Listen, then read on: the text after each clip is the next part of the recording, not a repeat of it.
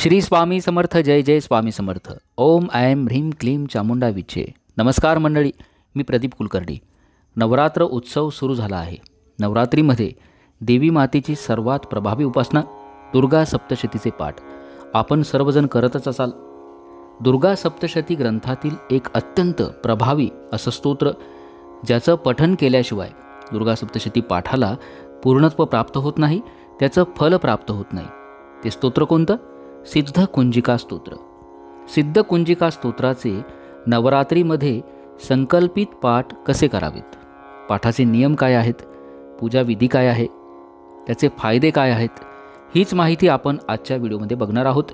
चॅनलवर नवीन असाल channel subscribe करा, बेल आयकॉन दाबायला विसरू नका.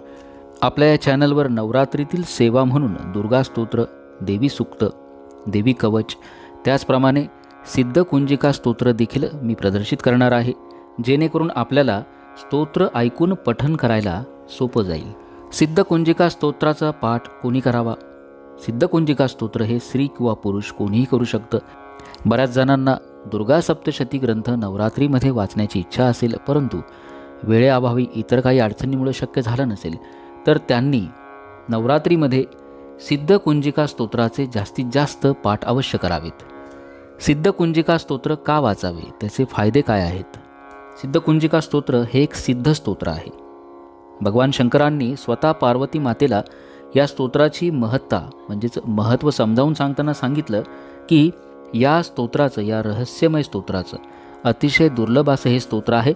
याचं जर कुठल्याही भक्तानं जर मनोभावे पठन केलं तर त्याच्या सर्व मनोकामना पूर्ण होतील. भगवान शंकरांनी पार्वती मातेला या स्तोत्राची महत्ता सांगितली आणि पार्वती मातेनं मग सिद्ध कुंजिका स्तोत्राचं पठन केलं होतं. यावरून आपल्याला सिद्ध कुंजिका स्तोत्राचं महत्त्व समजलंच असेल. दुर्गा सप्तशती पाठाचं पूर्णत्व कुंजिका स्तोत्राच्या पठनाने होतं. हे एक रहस्यमय असं स्तोत्र आहे. स्वतः भगवान शंकर पार्वती मातेला म्हणाले होते, गोपनीयम प्रयत्नेन स्वयो नीरिव पार्वती. म्हणजेच हे रहस्यमय स्तोत्र आहे, दुर्लभ आहे. सिद्ध कुंजिका स्तोत्राचं आपल्या घरामध्ये जर आपण नवरात्रीमध्ये विशेषतः पठन जर केलं तर आपल्या घरातील वास्तुदोष दूर होतील. आपल्या कुंडलीतील जे नवग्रहांचे दोष आहेत ते देखील दूर होतील. बऱ्याचदा नवग्रहांच्या दोषामुळं विवाह समस्या असतात, नोकरीच्या समस्या असतात, किंवा एखादी वास्तू आपल्याला घ्यायची असते, आपलं घर व्हावं असं आपली इच्छा असते, त्यामध्ये देखील नवग्रहातील दोषांमुळे अडचण निर्माण होते. सिद्ध कुंजिका स्तोत्राचं पठन जर मनोभावे केलं, या सर्व समस्यांचं निवारण होईल. एखादी मनोकामना मनात ठेवून संकल्प जर आपण केला आणि त्या पद्धतीनं जर सेवा केली, आपली मनोकामना देखील पूर्ण होईल. आपल्या घरातील नकारात्मकता दूर होईल. आपल्या घरामध्ये जर सतत आजारपण असेल, एखादी व्यक्ती असाध्य रोगानं जर आजारी असेल, सिद्ध कुंजिका स्तोत्राच्या पठनानं किंवा श्रवणानं आपल्या घरामध्ये नक्कीच आरोग्य नांदेल. ज्या घरामध्ये सिद्ध कुंजिका स्तोत्राचं पठन होतं त्या घरामध्ये बाहेरची बाधा, करणी असे प्रकार काहीच प्रभाव पाडू शकत नाही. त्यांचं देवी माता स्वतः रक्षण करते. नवरात्रीमध्ये विशेषतः संकल्पित सिद्ध कुंजिका स्तोत्राचे पठन जर आपण केलं, शत्रुपीडा आपल्याला कधीच होणार नाही. आता आपण बघूया सिद्ध कुंजिका स्तोत्राचा पाठ कसा करावा. यासाठी काही महत्त्वाचे नियम जे आपल्याला दुर्गा सप्तशतीचं पठन करताना नियम पाळतो त्या पद्धतीचेच महत्त्वाचे नियम आहेत. एक म्हणजे ब्रह्मचर्य पाळायचं, मद्यपान, मांसाहार करायचा नाही, कारण आपण नवरात्रीमध्ये या स्तोत्राचं पठन करणार आहोत. नवरात्रीमध्ये जे आपण नियम पाळतो ते सर्व नियम या स्तोत्राच्या पठनासाठी नक्की पाळावेत, म्हणजे आपल्याला फलप्राप्ती लवकर होईल. कुठल्याही वाईट कामासाठी, वाईट हेतूनं, दुसऱ्याला त्रास द्यायच्या हेतूनं या पाठाचं वाचन पठन करायचं नाही. सिद्ध कुंजिका स्तोत्राचा पाठ कधी करावा? हा पाठ आपण दिवसभरात केव्हाही करू शकता.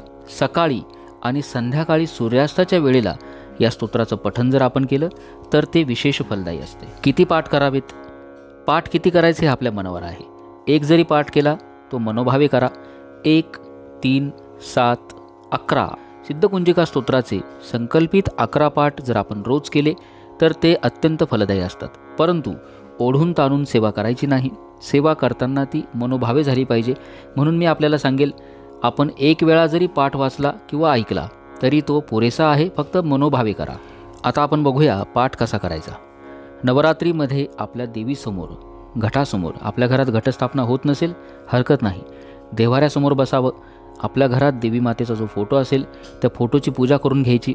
घटस्थापना जर असेल, दुरूनच आपण हळद कुंकू वाहा, अक्षता वाहा, फुलं वाहा, एक शुद्ध तुपाचा दिवा लावायचा.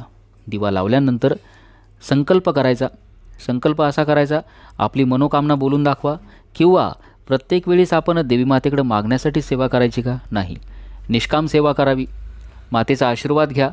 संकल्प करताना उजव्या हातामध्ये 2 पळ्या पाणी घ्यायचं, त्यामध्ये हळद कुंकू अक्षता, एक फूल घ्यायचं. देवी मातेचं स्मरण करा आणि नवरात्रीमध्ये सिद्धकुंजिका स्तोत्राचे मी यथाशक्ती पाठ करणार आहेत. माझी ही सेवा तू स्वीकारावी, ही सेवा करण्याची मला शक्ती द्यावी, असं मातेला म्हणायचं. हातातील पाणी तामणामध्ये सोडून द्यायचं. हा झाला संकल्प. संकल्प झाल्यानंतर पाठाला आपण सुरुवात करू शकता. पाठ वाचताना अगदी मोठ्याने नाही, अगदी हळू पण नाही, आपल्याला ऐकू जाईल अशा पद्धतीनं हा पाठ वाचायचा. हे स्तोत्र रहस्यमय आहे, दुर्लभ पण आहे. याचा पाठ करताना हीच काळजी घ्यायची, सिद्धकुंजिका स्तोत्र संस्कृतमध्ये जर आपल्याला वाचायला अडचण असेल, नुसतं श्रवण जरी केलं तरी ते विशेष फलदायी असतं. आपल्या या चॅनलवर मी सिद्धकुंजिका स्तोत्र अपलोड करणार आहे. आपण तो ऐकून त्यासोबत वाचण्याचा प्रयत्न करा. सरावानं आपल्याला ते नक्की जमेल. चुकलं तर चुकू द्या. देवी माता काय आपल्याला लगेच शिक्षा करणार नाही. देवी माता अत्यंत दयाळू आहे. आपली कुठलीही मोडकी तोडकी सेवा ती मानून घेत असते. नवरात्रीमध्ये प्रत्येक दिवशी सिद्धकुंजिका स्तोत्राचे शक्य होतील तितके पाठ अवश्य करावेत. अष्टमी आणि नवमी या 2 दिवशी जास्तीत जास्त या स्तोत्राचं पठण करा. नक्कीच देवी माता आपल्या सर्व मनोकामना पूर्ण करेल. माहिती आपल्याला जर आवडली असेल, जास्तीत जास्त देवी भक्तांपर्यंत शेअर करा. शंका असल्या नक्की विचारा. चॅनल सबस्क्राईब करा. कमेंट बॉक्समध्ये आपल्या कुलस्वामिनीचं नाव लिहायला विसरू नका. श्री स्वामी समर्थ. जय जय स्वामी समर्थ. ओम श्री रेणुका देवे नमः.